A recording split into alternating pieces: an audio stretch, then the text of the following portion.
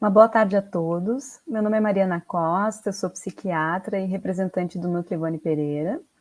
E é com muita alegria que nós damos início a mais uma live organizada com muito carinho pelo Núcleo, onde o título, então, é Entendendo o Sofrimento Emocional dos Jovens, do biológico ao espiritual.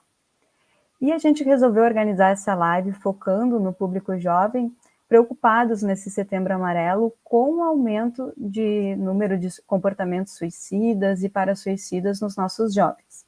Então, essa live é dedicada aos jovens, mas em especial aos cuidadores, né? Aqueles que estão responsáveis por auxiliar os jovens nessa caminhada. E é com muita alegria, então, que nós recebemos hoje 2 convidados muito especiais, que o Núcleo tem muito carinho por eles.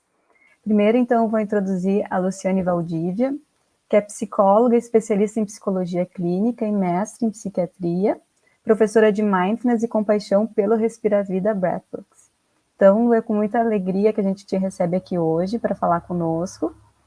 Uma boa tarde. Boa tarde, Mariana, Alexandre, todo mundo que está aqui. Obrigada pelo convite. E recebemos também, então, o Alexandre Fontoura, que é da Mergs, né, que é psicólogo clínico e historiador e palestrante espírita. É com muita alegria, então, que a gente te recebe, Alexandre.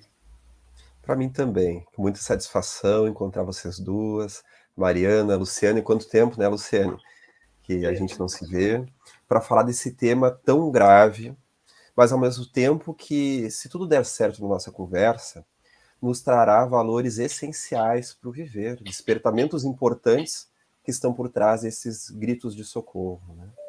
Uhum. É exatamente isso. Então, com a ideia, né, da gente poder auxiliar os jovens, a gente percebe que tem alguns jovens não, a gente está focando assim, todos os seres humanos, né, independentemente da idade, mas como o foco hoje é em jovens, né, então a gente percebe que algumas pessoas já nascem com uma predisposição àquilo que a gente chama de uma certa desregulação emocional, né? E que a gente sabe que hoje em dia existe um modelo dentro da psicologia que tenta explicar essa desregulação emocional, como ela se forma, né? E de que forma isso acaba também impactando na formação da nossa identidade.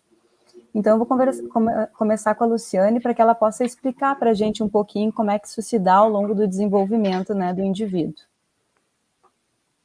Verdade, Mariana. Eu trabalho bastante, né? Tenho formação na terapia comportamental dialética. E é um tipo de psicoterapia que ela foi criada justamente para trabalhar com pessoas que têm desregulação emocional. O que é isso? Né? Existem algumas pessoas que elas nascem, nós todos nascemos com diferentes características, né?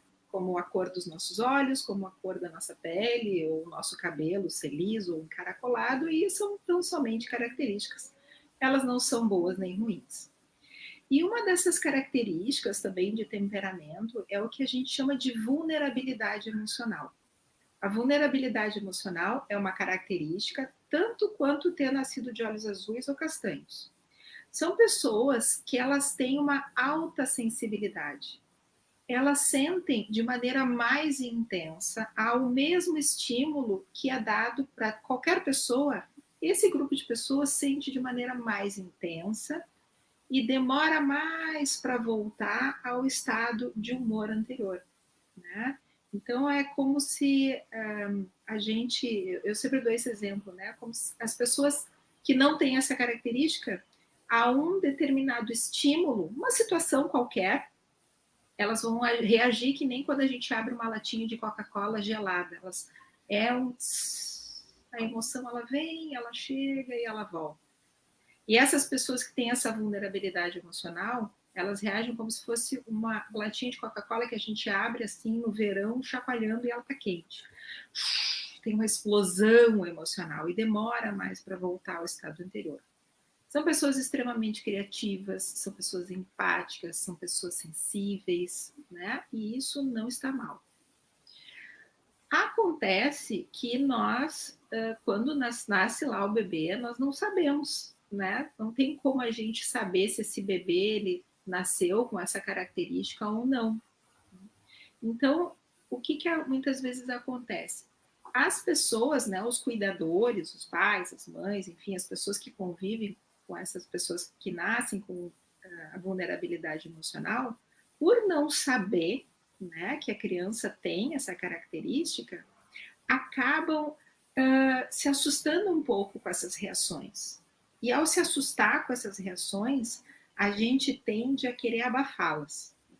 Não, não é para tanto, tu tá exagerando, é demais, te acalma. Né? E essas falas, aparentemente inocentes, e às vezes até com uma intenção de acalmar mesmo a criança, acaba que tem um efeito contrário. Né? Imagine o seguinte, você tem uma coisa que você está sentindo, quer comunicar a alguém, e a outra pessoa está te dizendo, não, não, para com isso está mal, não faz isso.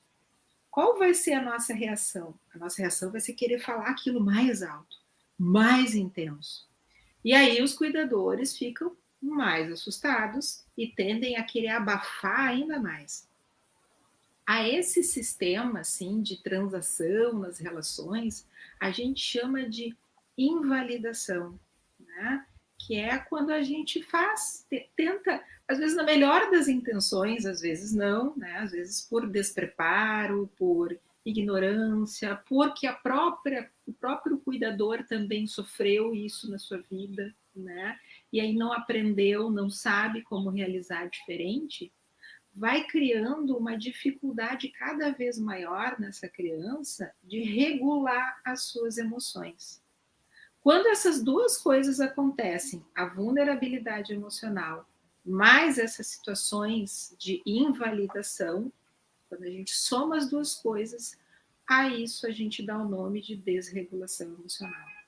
Né? A pessoa realmente fica com muita dificuldade de lidar com os seus desconfortos, com as suas emoções, e reage de uma maneira, muitas vezes, desorganizada e que não ajuda, né? Não efetiva, nem para si e nem para os outros.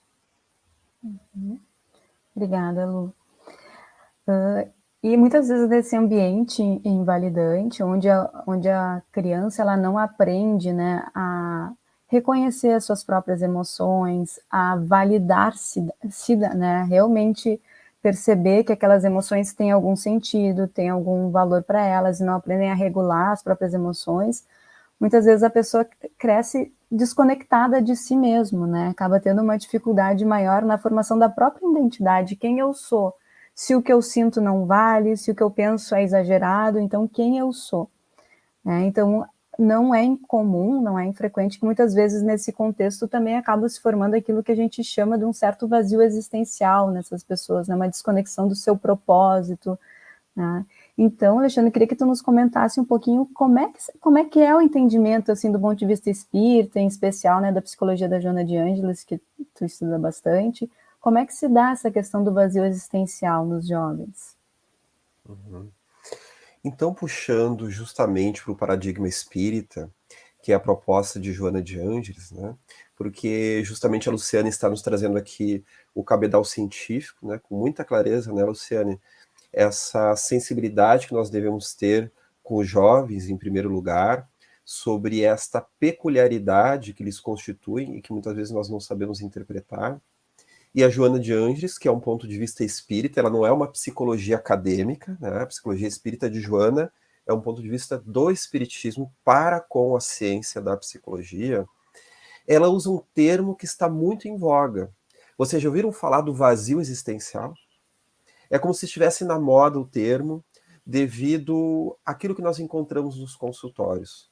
Aquele sentimento que a pessoa, com posses ou sem, com sucesso ou insucesso, em qualquer condição, ela se vê muitas vezes vazia, uma grande perda de sentido. Mas nós podemos dizer que não haveria termo melhor do que esse, do que vazio existencial. Eu lembro de uma colocação que Carl Gustav Jung traz, que foi um termo que ele trouxe das tribos indígenas norte-americanas, que seria o conceito de perda da alma. É algo que vai além do conceito de depressão.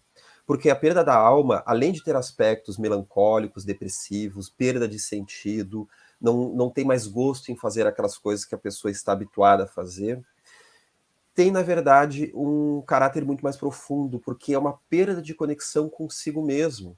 uma perda de conexão com aquilo que na psicologia profunda se chama o self, que é o ser integral além desse nosso ser aparência, dessa nossa casquinha da consciência, o nosso ser englobando também aspectos do nosso inconsciente.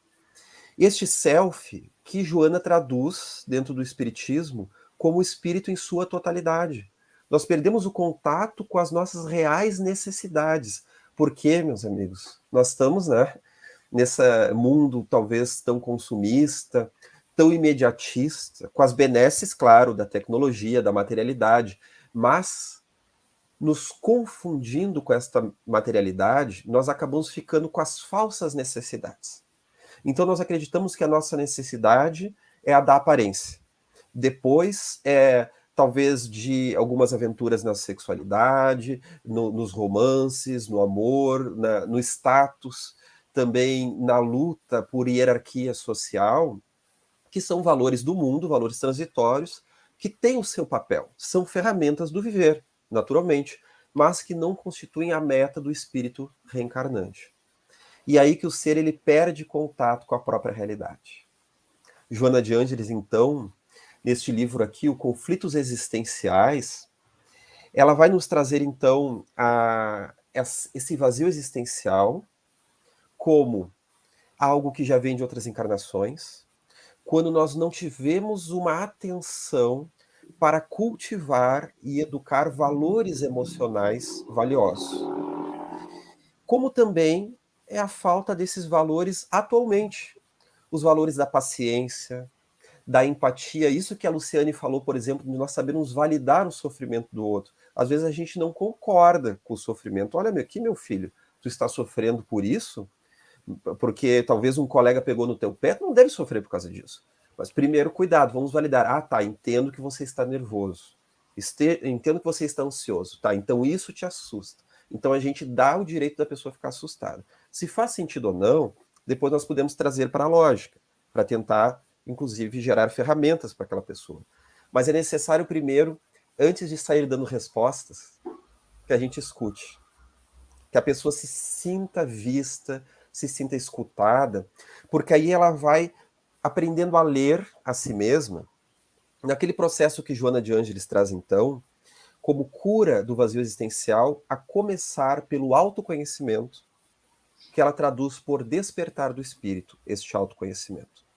Para que nós possamos, mesmo em meio às necessidades do imediatismo, transitando em meio a isso, nós conseguimos sentir o que a minha alma precisa. Será que é introspecção? Será que é paciência? Como está a esperança na minha vida? Palavras que podem ser até mesmo simples, mas que são verdadeiros valores do viver, sem os quais nós não conseguimos ir adiante. Algo quebra no caminho, né? Sabe, Alexandre, que isso que tu estás falando, né, de a gente poder ir ao encontro e realmente querer compreender o que o outro está nos dizendo, seja a criança, seja o jovem, porque eu costumo dizer assim, cada um sente como consegue, não tem um jeito certo de sentir. As pessoas simplesmente sentem. Não, você deveria sentir isso ou deveria sentir aquilo. Não, as pessoas sentem à sua maneira. A grande questão é o que é que nós vamos fazer com isso. Né? Como é que nós vamos nos comportar diante desse sentimento? Que é bem o que tu disseste, né? De que, bom, eu até vou trazer esse exemplo, né? Um exemplo que é bem comum, da minha filha, quando ela devia ter uns 9 anos, mais ou menos. Ela estava no colégio, ela sempre gostou muito de desenhar, e aí era um desenho que a psicóloga da escola tinha proposto, que era um desenho coletivo, todos os colegas iriam estar desenhando um pouquinho. E aí acabou que o desenho, no final, não ficou exatamente do jeito que ela queria, ela ficou frustrada. E aí, quando eu cheguei no colégio, olhei para ela estava com as lágrimas assim. Eu vi que ela não estava sangrando, abracei os braços, abri os braços, abracei ela começou a chorar. Eu não sabia o que era, mas eu acolhi. Eu acho que esse acolhimento de eu não sei o que está acontecendo, só que eu estou aqui e eu vou te ajudar, independente do que for, num primeiro momento, sem julgamentos. Tá? E aí passou, então, a professora e disse, eu vi que tu não gostou, Manuela, né? Que o desenho ficou diferente lá, ele não ficou feio, mas tu tem que tolerar. Essa palavra, às vezes, tão inocente, né? Tu sentiu assim, mas não deveria estar sentindo assim. Isso, às vezes, vem como uma facada para a pessoa que tem essa característica de sensibilidade, né? Aí, a minha filha olhou para ela assim e disse: eu tolerei, eu não briguei com ninguém, eu tô chorando, porque quando eu choro, alivia, né? Então, foi uma lição até para mim, assim, dela, que disse, eu disse que é um Buda, né, que se apossou da menina naquele momento. Eu deixo eu sentir do meu jeito, eu vou comunicar isso. Como é que eu vou lidar com isso? Qual é a relação que eu vou ter com isso? Como disse o Alexandre, né? À luz da lógica, à luz do que é efetivo, do que vai ser melhor, tendo em vista os meus valores, aquilo que eu quero, né? Se eu vou brigar, se eu não vou brigar. Bom, isso nós podemos aprender ferramentas, e é isso que muitas vezes a terapia comportamental dialética se propõe a ensinar ferramentas sobre como lidar com essas emoções intensas. Porque quando a gente não sabe como lidar, a gente fica tentando de qualquer forma. É aí que vem as coisas que nos atrapalham, né? As brigas, as discussões, o uso de substâncias e uma série de outras coisas. São tentativas desesperadas, às vezes, das pessoas tentarem lidar com esse sofrer intenso. E até consigo mesmo, né, Luciane? Uhum. Não, Só pode falar, Alexandre. um comentário até consigo mesmo, né? Porque estamos falando do vazio existencial, que é uma coisa que não apenas está corroendo a sociedade pós-moderna, como faz parte também da vida dos nossos jovens, porque o jovem, ele é uma esponja do mundo. O adolescente, principalmente, ele está naquela fase de que ele está relativizando o reino do mundo dos pais para que ele possa ser a esponja da sociedade, quem ele é no mundo, então. E ele começa a absorver a cultura e os modismos, né? A hora ele está usando uma coisa, a hora outra, né? Agora é a Lady Gaga, antigamente era o Axl Rose, né? Então, conforme vai mudando, só pela risada da Mariana, eu acho que já não é mais a Lady Gaga. Desculpa, Não, eu vi pro Axl Rose, que eu era do Axl tá. Rose. Eu vi, eu senti assim, ó, essa é velha.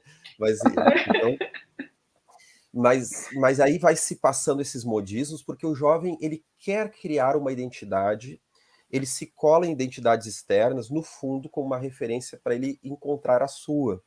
E se nós estamos num mundo excessivamente materialista, com tecnologia, claro, graças a Deus essa tecnologia é maravilhosa, mas muitas vezes sem olhar para o ser essencial, que é o ser psicológico / espiritual, né? É tudo que não é visto, mas está plenamente presente. As nossas emoções não são vistas concretamente com os olhos da carne, mas elas estão aqui, completamente presentes. Assim como a espiritualidade, as vibrações, o nosso lado religioso espiritual. Então o jovem, ele precisa desses recursos, dessas diretrizes para como se reconhecer e para como aprender a viver. Então esse vazio existencial, quando ele é encontrado, ele gera um desespero.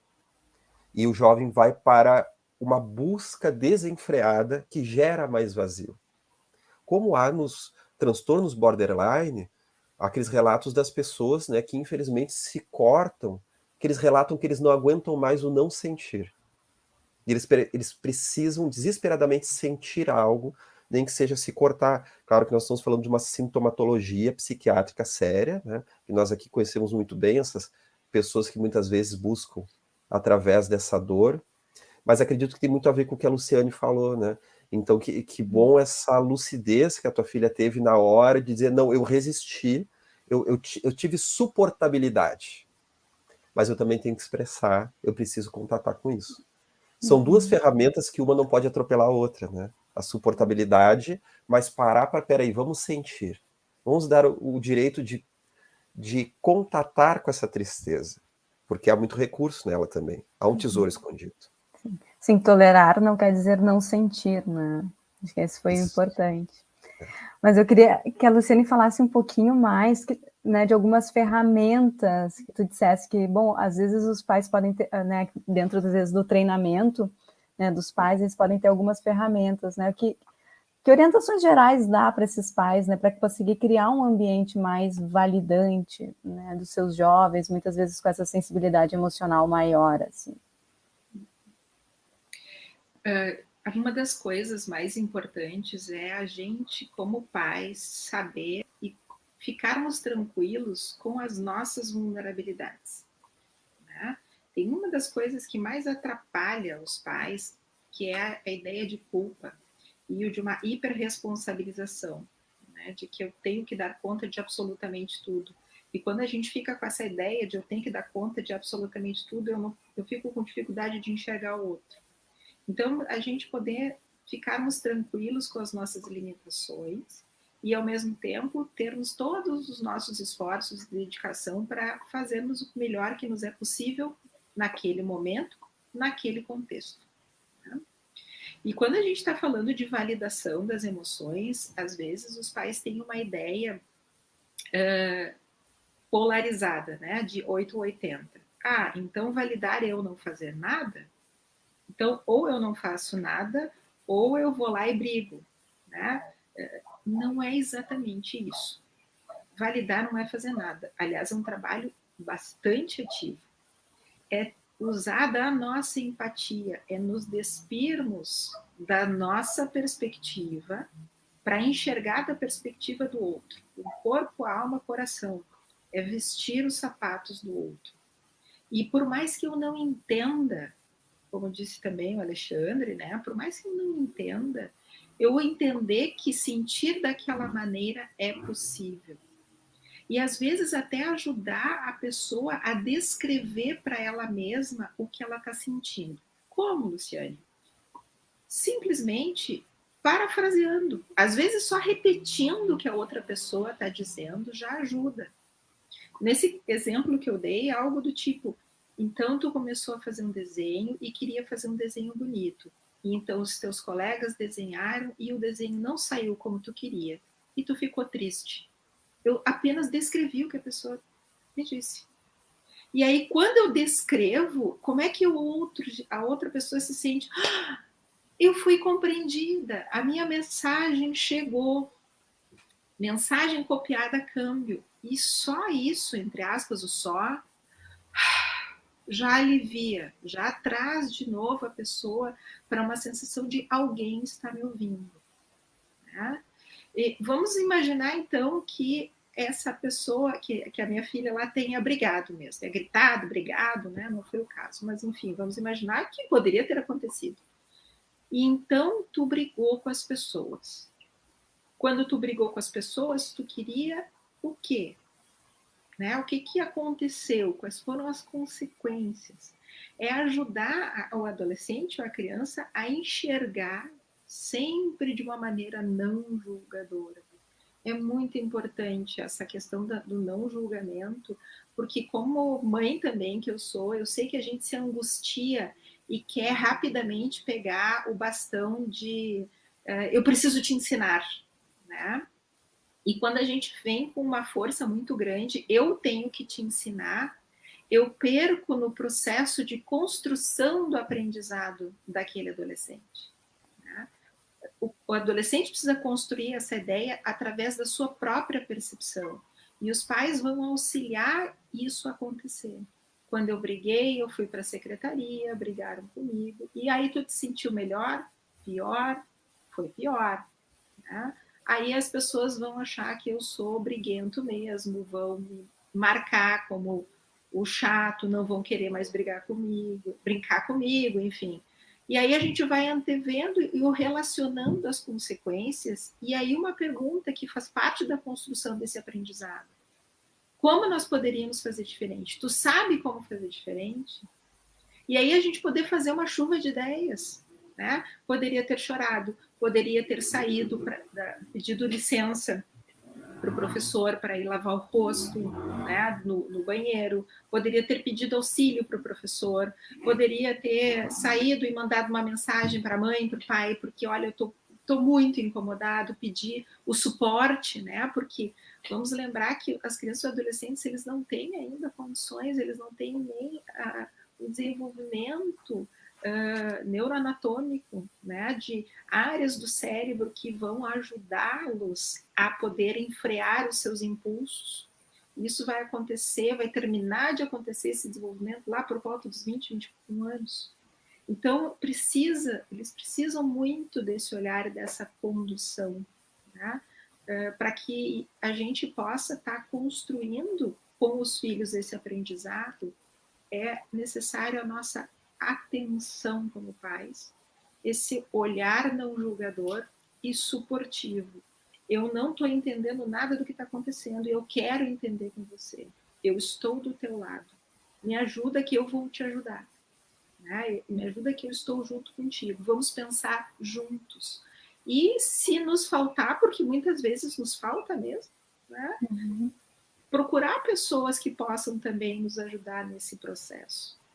Então, todas essas habilidades de atenção, de olhar, de não julgamento, de escuta empática, né?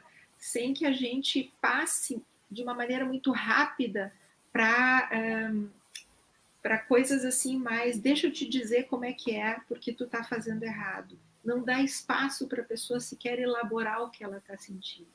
Primeiro a gente elabora, e então a gente constrói a partir disso.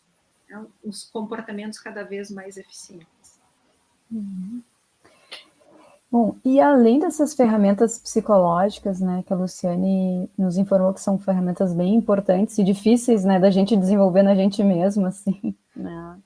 Queria, Alexandre, que tu nos comentasse um pouquinho também como é que a espiritualidade pode auxiliar os jovens, né, que têm essa sensibilidade emocional maior, e se, na tua opinião, também esses jovens poderiam ser mais sensíveis também do ponto de vista mediúnico, né? O que tu pensa, assim, sobre isso? Profundamente, Mariana. A espiritualidade pode auxiliar muito. Vamos perceber que Jung já nos trazia sobre a função religiosa da psique, como uma função básica da psique. Nós temos a função da sexualidade, da alimentação, da comunicação. Nós temos inúmeras funções que são inerentes ao viver. E a religiosidade é uma. Claro que agora nós não estamos falando da religiosidade extrínseca, de hierarquias, ritos, mas a religiosidade intrínseca, que também é conhecida como espiritualidade, que é uma forma de ler a vida. Nós poderíamos dizer que nós temos uma inteligência espiritual e que se nós não as desenvolvemos, isso gera um sofrimento de uma área nossa não vivida. Antigamente o tabu era a sexualidade. Hoje em dia nós estamos numa liberação da sexualidade. Há ganho nisso, mas também há descontrole também, né? Descontrole principalmente quando não há um significado emocional profundo, quando não há um autoconhecimento. Mas agora parece que a palavra feia é espiritualidade. Não se pode falar em espiritualidade, porque muitas vezes se remete aos dogmas religiosos do passado, ou então o moralismo, que é quando se quer impor a sua moral ao outro. Mas a espiritualidade é uma relação com Deus, com o significado da vida e do existir, com a identidade profunda do ser. Qual que é o significado da vida para mim? Quem sou eu, afinal, além da minha aparência, além do meu CPF e do cargo que eu ocupo? Quem sou eu no final de todas essas coisas? Então são perguntas necessárias, Mariana, que eu acho que nem os adultos têm às vezes, né? As respostas. Porque Jung já nos trazia que o maior problema para o filho é que ele, de certa forma, herda o desencontro dos pais quando eles não rumaram para a sua própria individuação. Individuação é uma palavra na psicologia que representa a integração da personalidade, realização desse amadurecimento psicológico profundo. Essa individuação. Então é uma palavra de ouro na psicologia profunda. E que Joana de Ângeles se utiliza também. Porque os jovens são espíritos recém-encarnados, com todo um cabedal de conflitos emocionais, mas também de virtudes e de conquistas de outras vidas, e que eles trazem em si, inclusive, essa sensibilidade mediúnica, que vai dispor a pessoa a muitos significados. Eu lembro uma ocasião, logo no início do primeiro ano do segundo grau. Naquela época a gente falava segundo grau ainda, né? Então, hoje é o ensino médio. em que eu recém tinha entrado numa escola nova, então a gente fica nervoso só de estar numa escola nova. Sabe como é que é o jovem, né? Se preocupa com tudo e tem que fazer pose de que não está se preocupando, né? Então tá ali, todo seguro de si, né? Só por fora, né? E por dentro a gente tenso, não conhece ninguém. E eu lembro que naquela ocasião, era uma escola católica, e veio um padre, então, fazer uma bênção para a turma, com defumação, né? E na época eu era um pouco revoltado, dizia, não, que bobagem essa questão de religião, de espiritualidade e tudo mais, né? Só que eu negava, né? Eu sabia comigo mesmo, né? Já tinha tido contatos mediúnicos antes espírita, então eu tentava mentir para mim mesmo que não conhecia, né? E lembro que naquela ocasião, o padre, então, todos fizeram oração, e quando todos começaram a fazer oração, parecia que a minha pele estava pegando.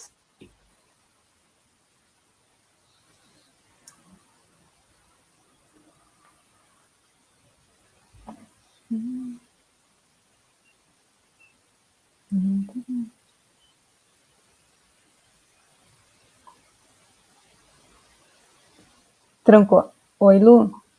Oi, eu acho que Acho que o trancou o Alexandre Alexandre, né? trancou. Eu pensei que era a minha internet. Bom, Não, então, acho que o enquanto Alexandre. ele não volta, eu vou mandar uma mensagenzinha aqui para ele. Tem uma pergunta, até esqueci de falar para o público, que se quiserem fazer perguntas, podem fazer, que a gente vai tentando responder ao longo aqui da nossa live. Né, que a Vera Young pergunta se a melancolia estaria ligada a esse vazio existencial. Não sei se tu poderia responder isso do ponto de vista psicológico, né, enquanto esperar o Alexandre para responder também do ponto de vista espiritual, né, o que ele entende. A melancolia a gente entende como uma tristeza profunda, né? Uma tristeza muito profunda, algo que muitas vezes está presente dentro dos transtornos depressivos, né? Em que a pessoa fica profundamente triste, e que, se a gente for pensar, né, em transtornos depressivos, a gente vai enxergar muitas vezes em situações assim que falta às pessoas o contato com os seus valores, com as coisas que cada um valoriza para a sua vida, né? É como se isso ficasse encoberto, aquilo que é importante para si. Então a pessoa perde contato, conexão com esses valores, que, se a gente for ver, são valores quase que universais, como, por exemplo, quem aqui valoriza respeito, honestidade, cuidado? Todos nós valorizamos a vida, né? Quando eu sempre pergunto, cara, quem aqui valoriza? Todo mundo levanta a mão. E nesses momentos em que há uma tristeza profunda, em que a pessoa não consegue estar conectada, né, novamente consigo mesmo e com os outros, a pessoa perde essa conexão. E aí sim a gente pode entender, então, a melancolia como sendo uma consequência, um sintoma dessa desconexão. Uhum. Alexandre, enquanto tu falhou, eu aproveitei para fazer uma pergunta do público para a Luciane. Não sei se tu quer retomar de onde tu parou, mas também queria ouvir a tua opinião sobre a correlação entre melancolia e vazio existencial também.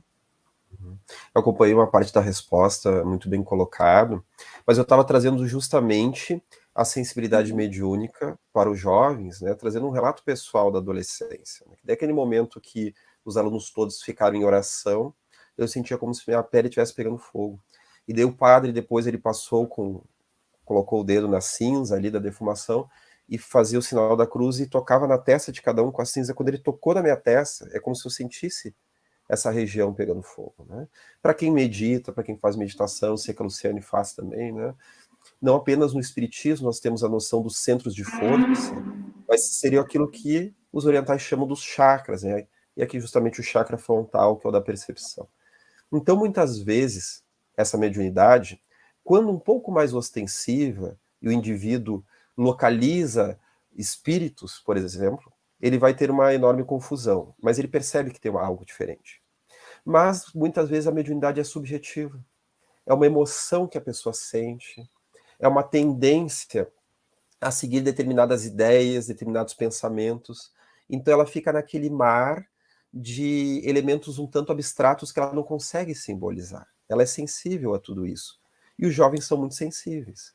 Não por acaso, não por acaso, os espíritos, como Bezerra de Menezes, nas comunicações de Edivaldo Franco, têm correlacionado algo que a ciência tem encontrado, que é realmente um grande aumento das depressões, das síndromes de pânico, das agorafobias, dos transtornos de ansiedade, da drogadição, tem correlacionado também com os fatores mediúnicos, que se somam a uma causalidade que é orgânica, que é social, que é também de origens psicológicas, dos traumas e complexos que tomam conta do indivíduo, mas que tem aí um forte contributo mediúnico. Então, essa educação religiosa e espiritual para os jovens vai de encontro àquilo que Leon Denis trouxe no início do século XX, logo nas primeiras linhas do O Problema do Ser, do Destino e da Dor, que ele fala que fica impressionado ao perceber que os principais locais de saberes, como, por exemplo, a universidade, tão pouco desconhecem ou nada conhecem acerca da realidade do significado da vida, sobre o porquê estamos na Terra, o que ocorre após a morte. Essas perguntas essenciais que tocam a filosofia desde milênios, não há uma compreensão muitas vezes. Então, ele coloca que os nossos jovens, muitas vezes, ficam desorientados e não têm onde adquirir esse recurso. Porque o jovem ele vai encontrar no colégio o ensino formal. No grupo, aquele ensino da cultura e também um pouco de vivência emocional muito importante. Mas muitas vezes ele precisa de alguém que lhe auxilie a pensar no verdadeiro significado da vida, o que nós estamos fazendo aqui na Terra. E que valores são esses que são essenciais, como esses que a Luciana estava falando, né? A Luciana estava falando desses valores que são o que Joana de Ângeles chamam das meta-necessidades, que elas vão além daquelas necessidades mais básicas, né? Fisiológicas, da alimentação, do conforto e da moradia. Isso a gente precisa para o corpo. Mas o corpo, ele precisa estar são para manter a experiência do espírito, para que ele possa servir o espírito no seu propósito de estar aqui na Terra, né? Então é uma colocação muito acertada, esse olhar para os jovens. E, Alexandre, e como lidar, assim, quando os pais, então, percebem, às vezes os pais até são espíritas, né, ou têm uma espiritualidade mais desenvolvida, percebem a necessidade, mas o jovem se coloca de forma resistente, né, do tipo, não quero ir ao centro espírita, não quero fazer, né, o atendimento fraterno, não quero fazer o evangelho no lar. Como é que a gente pode lidar com isso, assim? Tá, vamos com calma, porque nós temos aí dois perigos. O perigo da obrigação, de nós ditarmos ao jovem como que deve ser a leitura espiritual dele da vida, uma imposição que era tão comum há décadas atrás, e o outro extremo, que é uma espécie de pudor excessivo, como se fosse uma vergonha em tocar nesse assunto. O que é tão pernicioso como pais que não auxiliam a dialogar com os jovens sobre sexualidade, por exemplo, que vira um tabu dentro da casa, dentro do lar, e aquilo não pode ser tocado. E o jovem fica com uma série de confusões, porque não teve alguém que auxiliou a escutar as suas dúvidas, os seus anseios. Então, nós temos que cuidar com esses dois extremos, né? O excesso de imposição, uma imposição, né? Ou então um excesso de pudor, como se fosse feio, como se fosse ruim, como se nós estivéssemos, então, impondo só por falar. A gente oferece, sim, a nossa visão que a gente já pôde adquirir da espiritualidade. Leva ao centro espírita, ao templo budista, ao templo de Umbanda, à igreja, onde for a religião da pessoa, né? E vê qual é o significado que tem para o jovem. Deixa ele fazer as suas perguntas. Até porque tem uma outra coisa também que é muito importante. O ensino do exemplo. Não adianta nós falarmos que a nossa religião nos auxilia a entrar em contato com a espiritualidade, que através do passe, da desobsessão, nós vamos nos acalmando, e através do recurso da leitura, nós vamos compreendendo um pouco mais das leis da vida após a morte, se a nossa atitude é excessivamente contraditória. Porque o jovem vai olhar para a nossa atitude. Jung já nos trazia que o jovem, a criança e o adolescente, eles captam o fundo da vida psíquica dos pais. O que quer dizer isso? Tudo que para nós é inclusive inconsciente, que a gente quer esconder até de nós mesmos, o jovem capta. Mas o problema é que ele não sabe simbolizar, ele não entende o que ele está captando. É uma relação via inconsciente. O espírito Manuel Filomeno de Miranda, no livro Temas da Vida e da Morte, ele fala de forma semelhante, que mediunicamente, e nós sabemos que a mediunidade está no inconsciente, que mediunicamente os filhos eles absorvem os fluidos, as ideias, tudo que está no campo mental e sentimental dos pais. Então nós devemos nos educar como a melhor proposta para, então, oferecer algo, né, aos jovens. Acho que da mesma maneira, como a Luciane comentou antes, né, auxiliar esse jovem como se fosse uma descoberta guiada, assim, né, que ele possa descobrir isso dentro dele, também de novo, né, sem julgar, acolhendo, né, as questões, enfim. Tem uma pergunta que eu não sei quem quer começar respondendo. Opa, desculpa, pode falar. Eu posso só fazer um adendo a isso que o Alexandre estava conversando, né? E até às vezes, nesse sentido, concordo assim, quando fala, né, de que existe um perigo em que eu preciso forçá-lo a ir, né? Ou então simplesmente não falo sobre isso, que são os dois perigos que ele trouxe, de que a gente pode estar abordando esses assuntos de uma forma ampla, né? A própria terapia comportamental dialética, ela traz, que é uma terapia baseada em evidências de sua efetividade a partir da ciência cartesiana, ela traz no seu arcabouço, né, teórico, de que a grande meta da terapia é construir uma vida valiosa, que as pessoas construam uma vida valiosa através de uma relação daquilo que a Marcia Linham, né, que é a criadora dessa terapia, fala de bondade essencial, espiritualidade, num sentido amplo. E muitas vezes, muitos colegas psicólogos, quando falam isso, ficam até meio desconfortáveis, né? E aí eu lembro da própria Marcia Linham falando num congresso em 2018, em que eu tive o prazer de conhecê-la, quando um dos colegas perguntou, mas e se a pessoa ela não é religiosa, e ela é agnóstica ou ateia, como é que eu vou falar sobre espiritualidade? E ela disse, fala a mesma coisa, só não diz espiritualidade, não fala a palavra espiritualidade, mas fala a mesma coisa. Fala sobre o quão é relevante e importante a gente agir na direção daquilo que a gente valoriza, né? De que não existe um certo e errado em si, que as perspectivas mudam, de que não existe algo que é bom ou ruim em si, e sim aquilo que funciona, aquilo que não funciona, aquilo que nos traz satisfação, e aos outros também aquilo que não nos traz, e que a gente pode, ao estar construindo uma vida valiosa, né, que seja entrar em conexão consigo, com os outros e com esses valores, está arrumando para essa espiritualidade maior, né? E algumas vezes, até mesmo com os meus filhos, né, lá pelas tantas, eu trago algumas frases isoladas que eles não sabem exatamente de onde que veio, como, por exemplo, minha filha, quando tu estiver no Instagram, lembra, esteja no mundo, mas não seja do mundo. E essa é uma frase de Jesus, né? Esteja lá. Ou seja, vivencie, olhe, mas não deixa isso fazer parte de ti. Esteja atenta. Então, às vezes, até falas assim mais abertas, não direcionadas, trazendo isso de uma maneira ampla, porque, afinal de contas, esses ensinamentos, eles fazem sentido a pessoa sendo ou não sendo religiosa, né? Então, acho que essa também é uma das maneiras interessantes da gente ir estimulando e trazendo isso para os jovens de uma forma aberta, não punitiva ou cobradora. Ótimo, muito bem. Obrigada, Luciane, por ter contribuído ainda mais. Tem uma pergunta aqui sobre se vocês acham que fazer tatuagem teria a mesma motivação que se cortar para alívio da dor emocional. Não sei se vocês têm alguma opinião formada sobre isso, assim. Eu acho que a gente precisa fazer uma diferenciação, né, entre o que nos leva a agir dessa maneira.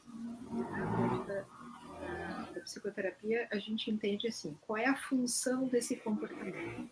Qual é a função dessa emoção? Para que ela está servindo? Onde é que isso vai me levar? Né? Quando a gente fala em comportamentos autolesivos, em que a pessoa se corta ou se machuca, se o que está levando a pessoa a fazer isso é um com a tentativa de se livrar daquele sofrimento, não vai funcionar muito bem. A gente sabe que não funciona. Então, acho que a pergunta, ela diz respeito a uma outra pergunta. Qual é a função desse comportamento? Eu fazer uma tatuagem porque eu quero fazer um simbolismo, marcar isso dentro da minha vida. Às vezes até tem pessoas que tatuam o nome dos filhos, ou o nome dos pais, ou uma situação importante que passou, como uma vivência até de elaboração. Ok, né?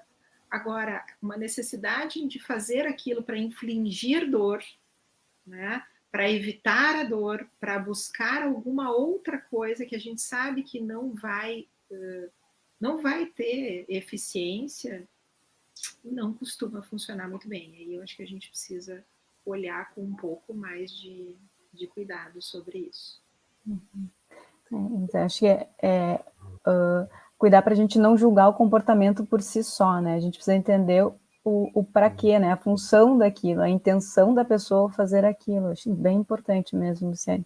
Quer falar também, Alexandre? É justamente isso que a Luciane trouxe, né? Que é uma educação para a alma que nós não estamos ainda tão habituados a fazer, que é contatar consigo mesmo e tentar entender o que está me levando àquilo e qual que é o significado, né? Nós podemos ver isso de dois pontos de vista, tanto psicológico quanto espiritual, né? Do ponto de vista psicológico, nós entendemos que a tatuagem ela tem um valor cultural inestimável. Nós temos aí formas de expressão belíssimas, uma construção de identidade, né? Claro que há tudo à luz e sombra, né? Nós temos aí elementos culturais, então, muito importantes, né? Mas nós temos que ter uma série de cuidados. O primeiro é a chamada literalização. Literalização é quase um palavrão na psicologia. Literalização é algo que nós precisamos viver simbolicamente. E o ego sempre tem uma grande tendência a literalizar. Por exemplo, eu tenho um relacionamento que está conflituoso com o meu marido, com a minha esposa. Nós precisamos simbolicamente nos separar desta forma de atuar para encontrar uma outra forma de nos unir. Simbolicamente. Quando isso não dá certo, isso é literalizado. A pessoa se separa mesmo. Então, uma separação que não deu certo no ponto de vista simbólico, né? E precisou, talvez, né, se rumar, então, para uma separação, né? Nós temos que, muitas vezes, matar um lado nosso, simbolicamente, significa transformá-lo. Quando a gente literaliza, nós temos aí as guerras mundiais, nós temos os indivíduos que fazem assassinatos, no fundo, matando no outro uma projeção de algo que eles querem eliminar neles mesmos. Então, todos viram inimigos. Isso se chama literalização. Então, muitas vezes, o sujeito que busca uma tatuagem, nós vamos tentar entender assim, o que ele quer botar nessa tatuagem. Se ele está fazendo algo que vai ser interessante para sua identidade, ou ele está literalizando algo que ele não consegue colocar na vida, como uma âncora. Porque ele quer ser visto através daquela imagem. E nós temos que ter o cuidado com a segunda colocação, que é a persona. Nós estamos na fase em que o mundo vive o mito da persona. A minha foto no Instagram, na rede social, mais vale aparentar do que ser. Então a tatuagem, muitas das vezes, a pessoa escolhe uma forma pela qual ela vai ser vista, e é uma forma que vai ficar pro resto da vida. Mesma coisa assim, eu gosto dessa camisa, mas se eu vou ficar com ela pro resto da vida, eu tenho que rever, em primeiro lugar, antes de eu então fazer essa tatuagem, eu tenho que rever qual que é a minha necessidade de ser visto dessa forma. Porque a tatuagem, ela é um corte, é um rasgo na pele, né, um rasgo na carne, em que se coloca tinta dentro. É uma definição que uma vez eu estava conversando com um paciente meu, que é um tatuador excelente, um artista assim, fenomenal, de grande talento, e ele comentou assim, que ele nunca tinha visto uma definição melhor do que é tatuagem, desse rasgo na pele. Ele fala, é bem isso, né? E as pessoas não compreendem, ele mesmo falando, né? Porque ele percebe que os clientes, muitas vezes, estão atrapalhados com isso. E ele busca conversar com eles para que eles possam, então, pensar melhor. E do ponto de vista espiritual, nós sempre temos que tomar uma série de cuidados, porque sim, é muito belo e não vai gerar um problema maior. E há ocasiões que sim. Tudo depende da intenção e da vibração. Porque muitas vezes, a nível inconsciente, pode ter uma vontade de se agredir, e aquilo gera um transtorno de uma não aceitação com o corpo, muitas das vezes. quando que é uma coisa ou quando que é outra, né? Eu tenho uma outra pergunta. Quem diz que a psicologia é fácil? Né?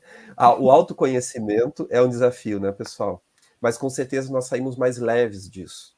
Então, nós devemos, em primeiro lugar, ter um respeito muito grande por todas as expressões culturais.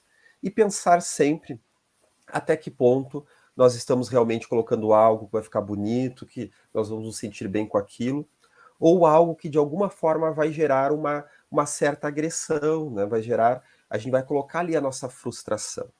Nisso os médiuns relatam, quanto muitas vezes uma tatuagem pode ser simplesmente algo, um relevo na pele da pessoa, ou há casos que tu sente ali a vibração tal como se fosse uma ferida. Há casos e casos, né? Então acredito que essa pergunta venha bem a calhar, né? Sim. E queria ouvir de vocês dois também, né? Bom, nós estamos falando dos jovens no Setembro Amarelo, né? Então, até agora a gente falou sobre como tentar gerar esse ambiente acolhedor, validante, né? Que acolha essas sensibilidades emocionais, enfim. Mas quando o jovem manifesta, então, comportamentos suicidas, para-suicidas, né? Que são esses, enfim, essas automutilações, essas autoagressões, né? Como que a gente deve lidar, né? Como que a gente deve lidar do ponto de vista psicológico, se a Luciane puder nos falar, e a Alexandre também dando uma ênfase também do ponto de vista espiritual, assim, o que a gente pode fazer por esses jovens. Eu acho que é uma das primeiras coisas, né, Mariana, quando a gente está falando sobre ideias de suicídio, né, ou tentativas de suicídio, a gente não brinca em hipótese nenhuma. Tá? A ideia, assim, de que a gente sempre vai levar isso em consideração. Culturalmente se popularizou muito uma pseudo-compreensão do chamar a atenção. Está fazendo isso para chamar a atenção. Se a gente for olhar ao pé da letra, se alguém quer chamar a atenção, está precisando de alguma coisa. Tá? Então, o que é que essa pessoa está precisando? Então, não existe essa ideia, às vezes, até um pouco preconceituosa, né? Ah, não é nada, é só para chamar a atenção. Vamos levar em consideração tudo. Ah, tá fazendo isso que é por modismo, agora as pessoas estão se cortando porque todo mundo está se cortando. São comportamentos graves, são comportamentos importantes. Em qualquer situação, a gente vai olhar. Tá? E vai olhar desse ponto de vista, da perspectiva do que é que a outra pessoa está querendo me comunicar com isso. Se utilizando para isso de uma abertura, de uma curiosidade, de um não saber genuíno. Eu não sei o que é. Notando que a gente vai tender a pressupor e a julgar. E aí eu vou trazer esse pequeno exemplo para vocês. Se eu mostrar para vocês isso aqui, vocês vão dizer que cor que é isso aqui. Preto. Só que se eu olhando da minha perspectiva, é amarelo. Então a gente sempre procura, no mais das vezes, olhar, a gente vai olhar da nossa perspectiva e vai dizer, da onde eu vejo preto. Como você vê? Como é que isso está acontecendo dentro de você? O que está se passando aí dentro de ti que eu não sei e de que maneira eu posso ajudar? Então, alguns sinais de alerta. Quando o adolescente para de falar, quando o adolescente está muito quieto ou muito irritadiço, né? De uma maneira assim intensa, para além daquilo que é natural do adolescente a ficar mais quieto, é natural do adolescente a ficar mais irritadiço, então a gente tem aí uma divisão limítrofe, né?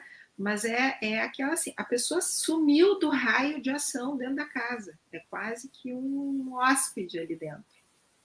Muito cuidado. Quando tu pergunta e as coisas são rotineiramente, as respostas são evasivas, né? Em que eu não tenho mais aquela pessoa que vem fazer piada enquanto está secando a louça ou está reclamando por alguma coisa, que isso se está acontecendo ou está indignado. Eu digo que eu me sinto muito mais tranquila quando eu tenho um adolescente indignado do que quando tenho um adolescente quieto. Né? O O adolescente indignado, ele está ali com força, ele está brigando, ele está fazendo o seu papel de adolescente, nos revelando as nossas, né, adultas, as nossas idiosincrasias como adultos, as nossas dificuldades. Quando o adolescente está muito quieto, para de querer, para de sair com os amigos, para de conversar ou de ter prazer nas coisas, muita atenção. A gente precisa estar perto dessa pessoa e oferecer o recurso profissional, se necessário, né? E muitas vezes nessa situação Então, acho importante, né, Luciana, essa ideia de que, tá fazendo só para chamar atenção, ele não vai fazer nada contra si, quem fala não faz, né, porque se quisesse mesmo fazer alguma coisa contra si, não ficava falando. Então, a gente sabe, ou também a ideia assim, adolescente não faz nada contra si, criança não se mata, então a gente sabe que isso tudo é mito, né? É mito, e é mito assim, ai, criança não faz, criança sim, se mata sim. Eu já vi, 25 anos de experiência clínica, eu já vi crianças jovens com tentativa de suicídio. Estou falando aí de 11, 12 anos. Tá? Então, sim, isso infelizmente acontece. A gente não para, não deixa dúvida. Né? A gente assume. Sim. E Alexandre, queria complementar alguma questão do ponto de vista espiritual ou psicológico também, né, Alexandre? Claro, antes um comentário, né, que é muito importante isso que a Luciane trouxe, pessoal. Isso é o protocolo de atuação ante o movimento suicida e para-suicida, que o falso suicídio, a pessoa que quer manipular, pode até haver. Mas há um problema muito sério, que o falso suicida e o suicida verdadeiro, eles são iguais nesse quesito.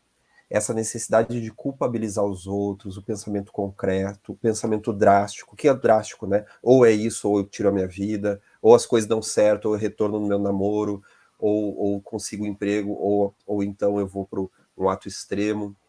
Essa necessidade de atuar dessa forma está nos dois casos, então sempre se leva a sério. Sempre precisa de um olhar pormenorizado. Até porque aquele que se entendia muitas vezes, né, como só uma pessoa que está fazendo, ela faz para aparecer, ela nem isso é falso, ela está só querendo manipular, muitas vezes se torna em algo real. Né? Então há inúmeros estudos de caso e estatísticas mostrando isso. Então eu acredito que nós devemos valorizar isso que a Luciane trouxe, justamente desse protocolo que se tem para como se atuar diante disso. O espiritismo, meus amigos, é uma das ferramentas maravilhosas que vem complementar a psicologia e a psiquiatria nesse quesito. Porque o espiritismo talvez seja a única das ciências que penetrou no mundo vibratório além, através dos contatos da fenomenologia mediúnica, mostrando que o suicida não morre. Quem morre é o corpo. Então nós temos, em primeiro lugar, uma má notícia. Porque como a morte não existe, com a aniquilação do corpo através de uma atitude de agressividade auto-voltada, de alguma forma desrespeitando o instinto de sobrevivência e de autopreservação, isso é gravado psicicamente no ser, que fica reverberando essa atitude num sofrimento muitas vezes mais intenso do que aquele sofrimento que a pessoa estava, né? Porque a pessoa, então, muitas vezes ela estava numa revolta ante a condições da vida, a questões de situações que ela estava passando, e ela vai se colocar numa situação ainda pior, porque precisa ter muita agressividade para que se faça o homicídio a si mesmo. E o nome suicídio vem disso, né? Homicídio em relação a si mesmo. Então precisa de muita dose de agressividade para isso. Então o suicida ele vai numa questão de ação e reação, ter que lidar, como se traz no livro de Ivone Pereira, Memórias do Suicida, com o resultado daquilo que ele fez contra si mesmo. Mas vamos cuidar, não é uma punição de Deus, mas é digamos assim, que um rebote natural do próprio organismo perispiritual, do corpo espiritual. Porque o perispírito é uma maquinaria energética extremamente sensível, pronto para sentir os nossos mínimos pensamentos, sentimentos, elucubrações, criações atitudes do nosso viver, sejam as felizes e sejam as tresloucadas. Ele vai gravando dentro de si todas as nossas conquistas, mas também os nossos atrapalhamentos, porque esses atrapalhamentos eles precisam ser recambiados, transformados em justiça da luz que temos dentro de nós, que se traduz essa luz por recursos emocionais, recursos maduros de desenvolvimento e de autoencontro, de autoconhecimento. Então, se eu coloco ali uma atitude feliz, o perispírito vai de alguma forma, responder de forma agradável. Mas um ato extremo, a resposta é extrema, né? Não adianta eu colocar uma marreta na parede, fazer um buraco e querer que a parede, de alguma forma, não vá trazer marca nenhuma. Não vai ficar baulada, não vai ficar quebrada, não vai fragmentar, né? Nós podemos ver até mesmo as viciações das drogas e do álcool, né? Certa vez um paciente meu estava reclamando que quando ele bebia, ele tinha síndrome do pânico. Só que era um paciente alcoólatra. E eu falei para ele, imagina que a mente é uma maquinaria. Se tu pega um carro e tu coloca ele contra um muro, tu vai alterar a estrutura desse carro. Ele vai responder ao que tu estás fazendo. A mente da mesma forma. Se tu abusar dos limites dessa mente, tu subjugar ela e submetê-la a coisas que ela não está preparada, ela vai trazer um retorno, ela vai chorar, né? Então a crise do pânico dele, ela ficava muito intensa quando ele estava bebendo. Então nós vamos ver que a boa notícia, eu falei da má notícia, né? Que a morte não existe e há um resultado. E a boa notícia é que a morte não existe. E há o resgate do suicida. E há o recambiar das forças, há o reencontro, há inúmeras possibilidades de nós auxiliarmos esse espírito. Através da oração, através da própria reencarnação, porque o suicida, a pessoa com tendência a suicida, muitas das vezes é alguém que possivelmente pode até ter suicidado em vida passada. E que traz dentro de si os clichês no arcabouço do inconsciente. E quando a pessoa passa por uma situação semelhante, seja a idade que ela está, seja um desemprego, a morte de um ente querido, uma traição amorosa, ela pode muitas vezes acionar aquele clichê, aquele gatilho, porque de certa forma faz parte da sua caminhada dar um novo significado para aquela dor, dar um novo caminho. É por isso que os espíritos vêm trazer, então, uma alta esperança para que nós possamos corrigir essa tendência, né? E quantas vezes eu já ouvi pessoas que chegam até nós nos dizendo, olha, eu só não suicidei porque eu sei, eu já li, eu já tenho noção do que ocorre na vida após a morte. E isso me segurou aqui. E me deu ensejo para mim recomeçar. E hoje eu sou uma nova pessoa. Como há casos também, né, de pessoas que nós tratamos no consultório, que às vezes chegam num grau extremo de perigo, com internações sucessivas, né, em que às vezes nós tocamos nessa religiosidade da pessoa. Há um caso de um senhor que era médium de Umbanda, e que eu disse para ele, olha aqui, meu amigo, agora é só desobsessão mesmo, vai ler Ivone Pereira, né? E ele diz que esse foi o ponto de virada dele. Depois de muitas internações, ele chegava no consultório dizendo, Alexandre, pelo amor de Deus, eu não quero me matar, mas veio um impulso muito forte. E aquilo me toma, e de repente, eu sou tomado por aquilo. Claro que há aí o caso das obsessões espirituais, que se unem, então, a essa tendência suicida. Daqueles inimigos espirituais que fazem parte da psicopatologia, ainda não estudada devidamente ao nível científico, né? Mas que estão ali, de certa forma, a impulsionar elementos que nós carregamos, elementos psicológicos, brechas psicológicas que nos constituem, né? Então, obsessão, que faz parte da vida, não é nenhuma coisa além do normal, ela muitas vezes leva esse tipo de atitude. E a desobsessão, o passe, a leitura edificante, vai ressituar o indivíduo, tirando ele da ilusão de que ele vai acabar com a dor, porque muitas vezes o suicida, ele não quer acabar com a vida, ele quer acabar com a dor. Mas vai tirar ele dessa ilusão de que dessa forma ele vai acabar com a dor e vai abrir campo para aquilo que a psicologia chama de rumar para uma nova vida. Porque o suicida, simbolicamente, vamos lembrar agora da vivência simbólica, ele tem que dar fim a uma leitura que ele faz da vida. a uma forma de viver que pode ter caducado, que talvez já deu o que tinha que dar, inclusive pode estar sendo recursos de muitas dores essa forma de ver a vida, e ele precisa passar por uma transformação pertinente. É isso que ele tem que dar o fim, a essa visão antiga, não a vida biológica, né? Sim. Obrigada, Alexandre. É exatamente isso que a gente entende, né? De que a pessoa que comete suicídio tem essa ideação, ela quer acabar com o seu sofrimento. Só que ela não tem uma pista de como fazer isso. Ela não sabe. Ela só aprendeu a fazer daquela maneira. Né? Então, acaba acreditando que aquela é a forma, só que lê do engano, né? A gente não, o nosso corpo continua, o nosso corpo vai, mas a nossa alma continua, o nosso espírito continua. Então, a ideia é ajudar aquela pessoa a trazer novas ferramentas, novas maneiras de lidar e de significar a nossa vida.